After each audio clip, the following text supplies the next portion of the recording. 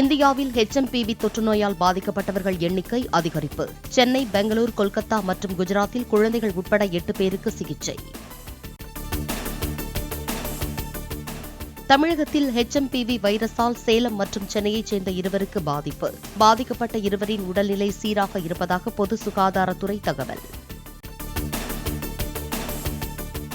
சீனாவில் பரவி வரும் HMPV வைரஸ் பாதிப்பு பெங்களூருவில் 2 குழந்தைகளிடமும் அகமதாபாத்தில் 1 குழந்தையிடமும் கண்டறியப்பட்டது. வைரஸ் பாதிப்பு உறுதியான 3 வெளிநாட்டு பயணம் மேற்கொண்டதில்லை என சுகாதாரத்துறை விளக்கம். காய்ச்சல், இருமல், ஜலதோஷம், மூச்சு திணறல், தொண்டை வலி போன்றவை HMPV வைரஸ் பாதிப்பின் அறிகுறிகள் என மருத்துவர்கள் தகவல். பாதிப்புகளை தவிர்க்க அடிக்கடி சோப் மூலம் கைகளை கழுவுதல், முகக்கவசம் அணிதல் போன்றவற்றை கடைபிடிக்கவும் அறிவுறுத்தல். HMPV வைரஸ் பாதிப்பை தொடர்ந்து பொதுமக்கள் அனைவரும் மாஸ்க் அணிய வேண்டும் என கர்நாடக அரசு அறிவுறுத்தல். தற்போதைய சூழல் அவசர நிலை இல்லை என்பதால் மக்கள் பீதியடைய தேவையில்லை என அம்மாநில சுகாதாரத்துறை அமைச்சர் தினேஷ் குண்டுராவ் வேண்டுகோள். HMPV என்பது புதிய வைரஸ் அல்ல, 2001ஆம் ஆண்டே கண்டுபிடிக்கப்பட்டது என்று மத்திய சுகாதாரத்துறை அமைச்சர் JP நட்டா விளக்கம். மத்திய அரசு நிலைமையை கண்காணித்து வரும் நிலையில் மக்கள் கவலை கொள்ள தேவையில்லை என்றும் கருத்து. ஆந்திராவில் 2 லட்சம் கோடி ரூபாய்க்கும் அதிக மதிப்பிலான மக்கள் நலத்திட்டங்களுக்கு நாளை அடிக்கல் நாட்டுகிறார் பிரதமர் மோடி. இந்தியாவின் மிகப்பெரிய ஒருங்கிணைந்த பசுமை ஹைட்ரஜன் தயாரிப்பு திட்டம், பல்வேறு ரயில்வே திட்டங்கள் உள்ளிட்டவற்றை தொடங்கி வைக்கிறார். டெல்லியில் பிரதமர் நரேந்திர மோடியுடன் அமெரிக்காவின் தேசிய பாதுகாப்பு ஆலோசகர் ஜாக் சல்லிவன் சந்திப்பு. தொழில்நுட்பம், பாதுகாப்பு, விண்வெளி உள்ளிட்ட துறைகளில் இந்தியா அமெரிக்கா உறவு புதிய உச்சத்தை எட்டியிருப்பதாக பிரதமர் பெருமிதம். தமிழ்தாய் வாழ்த்தை தொடர்ந்து அவமதிக்கும் ஆளுநர் RN ரவியை கண்டித்து திமுக சார்பில் ஆர்ப்பாட்டம். தமிழகத்தின் அனைத்து மாவட்ட தலைநகரங்களிலும் இன்று நடக்கிறது. சட்டப்பேரவையில் இம்முறை உரையை வாசிக்காமலேயே ஆளுநர் சென்றது சிறுபிள்ளைத்தனமானது என முதலமைச்சர் மு.க.ஸ்டாலின் விமர்சனம். தமிழ்நாட்டு மக்களையும் பேரவையையும் தொடர்ந்து அவமதிக்கும் ஆளுநரின் செயல் அவர் வகிக்கும் பதவிக்கு அழகல்ல என்றும் கருத்து. ஆளுநர் உரை பார்ப்பதற்கு காற்றடைத்த பலூன் போல் பெரிதாக இருக்கிறதை தவிர உள்ளே ஒன்றும் இல்லை. ஆளுநர் உரையில் புதிய திட்டங்கள் எதுவும் இடம்பெறவில்லை எனவும் எதிர்க்கட்சித் தலைவர் எடப்பாடி பழனிசாமி விமர்சனம். நிர்வாக சீர்கேட்டால் ஏற்பட்டுள்ள மக்களின் கோபத்தை திசை திருப்ப ஆளுநர் மீது திமுக அரசு பழி போடுவதாக அண்ணாமலை குற்றச்சாட்டு. அண்ணா பல்கலைக்கழக மாணவிக்கு உரிய நீதி கிடைப்பதில் முதலமைச்சர் முழு கவனம் செலுத்த வேண்டும் என்றும் வலியுறுத்தல்.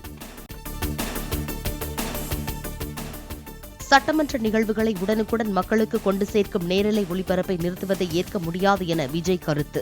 ஆளும் கட்சி மற்றும் எதிர்க்கட்சிகளுக்கு இடையிலான விவாதங்களை மக்கள் தெரிந்து கொள்வது அவசியம் என்றும் வலியுறுத்தல். பேரவையில் அரசியல் சாசனம் மற்றும் தேசிய கீதத்தை அவமதிக்கும் செயல்களுக்கு உடந்தையாக இருந்துவிடக் கூடாது என்பதால் ஆளுநர் வெளியேறினார். கடும் வேதனையுடன் சட்டப்பேரவையை விட்டு ஆளுநர் வெளியேறியதாக ராஜ்பவன் விளக்கம். தேசிய கீதம் முதலில் பாடப்பட வேண்டும் என ஆளுநர் முதலமைச்சரிடம் கூறியபோது அவர் அதனை ஏற்க மறுத்ததாக ஆளுநர் மாளிகை தரப்பில் குற்றச்சாட்டு. தமிழ்நாடு நீங்கலாக மற்ற மாநிலங்களில் ஆளுநர் உரை தொடங்கும் முன் முதலில் தேசிய கீதம் தான் பாடப்படுவதாகவும் விளக்கம். வரும் சனிக்கிழமை வரை சட்டப்பேரவை கூட்டத்தொடர் நடைபெறும் என அறிவிப்பு. வரும் 8, 9, 10 ஆகிய தேதிகளில் ஆளுநர் உரைக்கு நன்றி தெரிவிக்கும் தீர்மானம் மீது விவாதம் நடைபெறும் என்றும் சபாநாயகர் தகவல். ஆளுங்கட்சியுடன் கூட்டணியில் உள்ளபோது எதிர்க்கட்சியாக செயல்பட முடியாது, தோழமை கட்சியாகத்தான் செயல்பட முடியும் என திருமாவளவன் கருத்து. ஆளுங்கட்சிக்கு சுட்டிக்காட்ட வேண்டிய நிகழ்வுகளை தாங்கள் சுட்டிக்காட்டியிருப்பதாகவும் பேட்டி. பொங்கலையொட்டி தமிழ்நாடு முழுவதும் மொத்தம் 14,104 பேருந்துகள் இயக்கப்படும் என போக்குவரத்து துறை அறிவிப்பு. பண்டிகை கொண்டாட செல்வோரின் வசதிக்காக வரும் 10, 11, 12, 13 ஆகிய தேதிகளில் பேருந்துகள் இயக்கப்படும் என தகவல். பொங்கலையொட்டி கோயம்பேடு, கிளாம்பாக்கம், மாதவரம் ஆகிய 3 பேருந்து நிலையங்களில் இருந்து பல்வேறு ஊர்களுக்கு பேருந்துகள் இயக்கம். மொத்தம் 7,75,000க்கும் மேற்பட்டோர் சென்னையில் இருந்து பிற மாவட்டங்களுக்கு பயணிப்பார்கள் என எதிர்பார்ப்பதாகவும் போக்குவரத்து துறை தகவல். பொங்கல் பண்டிகை முடிந்து சென்னை திரும்ப வசதியாக வரும் 15ஆம் தேதி முதல் 19ஆம் தேதி வரை சிறப்பு பேருந்துகள் இயக்கம். வழக்கமாக இயக்கப்படும் 10,460 பேருந்துகளுடன் கூடுதலாக 5,340 பேருந்துகள் இயக்க போக்குவரத்து துறை நடவடிக்கை. வரும் 16ஆம் தேதி நடைபெறும் அலங்காநல்லூர் ஜல்லிக்கட்டுக்கான முன்னேற்பாடுகள் பூஜையுடன் தொடங்கின. வாடிவாசலை புதுப்பிப்பது, பார்வையாளர் மாடம் மற்றும் தடுப்புகளை அமைக்கும் பணிகள் தீவிரம். தமிழ்நாட்டில் வரும் 11 மற்றும் 12ஆம் தேதிகளில் ஒரு சில இடங்களில் கனமழைக்கு வாய்ப்பு. 7 முதல் 11 சென்டிமீட்டர் வரையிலான அளவில் மழை பெய்ய வாய்ப்புள்ளதால் மஞ்சள் எச்சரிக்கை விடுத்தது இந்திய வானிலை மையம். தென்கிழக்கு வங்கக்கடல் பகுதியில் இருந்து தமிழக பகுதிகள் வரை வளிமண்டல கீழடுக்கு சுழற்சி நிலவுவதன் எதிரொலி. தமிழ்நாட்டில் வரும் 12ஆம் தேதி வரை ஓரிரு இடங்களில் லேசானது முதல் மிதமான மழை பெய்யக்கூடும் என வானிலை மையம் தகவல். கள்ளக்குறிச்சி விஷச்சாராய வழக்கில் கைதான 18 பேரின் குண்டர் சட்டத்தை ரத்து செய்தது சென்னை உயர்நீதிமன்றம். 6 மாதங்களுக்கு மேல் சிறையில் உள்ள நிலையில் குண்டர் சட்டத்தில் சிறையில் வைத்திருப்பதற்கு என்ன தேவை இருக்கிறது என்றும் நீதிபதிகள் கேள்வி.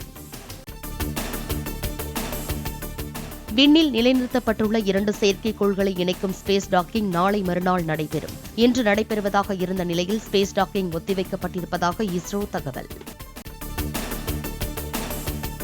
அசாம் நிலக்கரி சுரங்கத்தில் ஓட்டை ஏற்பட்டு வெள்ளம் புகுந்ததில் 10க்கும் மேற்பட்ட தொழிலாளர்கள் சிக்கி தவிப்பு. தொழிலாளர்களை மீட்கும் பணியில் தேசிய பேரிடர் மீட்புப் படையினர் தீவிரம்.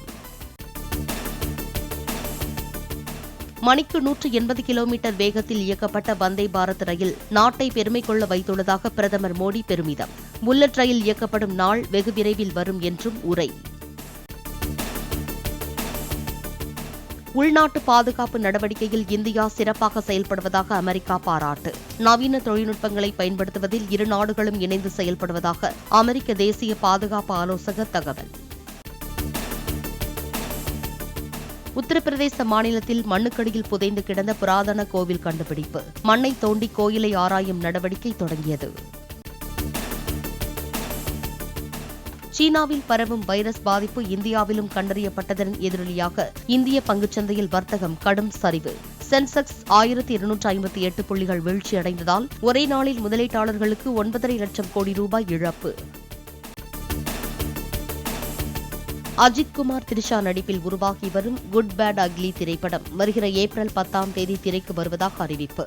ஆதிக் ரவிச்சந்திரனின் இயக்கத்தில் உருவாகியுள்ள திரைப்படத்திற்கு ஜி.வி. பிரகாஷ் இசையமைக்கிறார். திரைக்கு வந்த 32 நாட்களில் 1831 கோடி ரூபாயை வசூலித்தது புஷ்பா 2 திரைப்படம்.